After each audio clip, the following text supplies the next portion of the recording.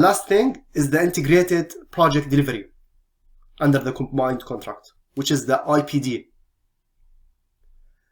The definition for the IPD, according to AIA, which is the American Institute of Architects, it is a project delivery approach that integrates people, system, business, and practices into process that collaboratively harnesses the talent and insight all the participants to optimize the project results.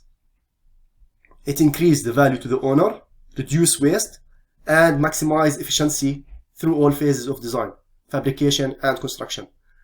Mainly the IPD started in Toyota, back in Japan, by the way. It's being used completely in manufacturing, but also it's used in some firms, some design firms, or some single entity firm.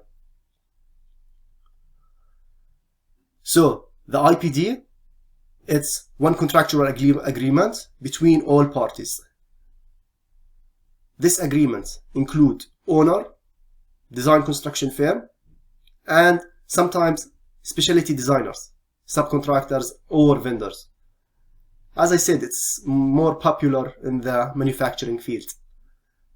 So as we can tell from the drawing, we have the owner, the contractor, and the designer. I'm going to talk about it a bit, why we have the PM and the CM under the owner. It's either all win or all lose.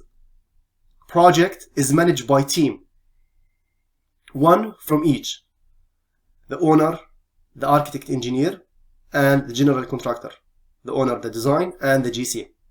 Sometimes select one as PMCM. So these three parties, they select a project manager to manage the project, and he will hold and be accountable.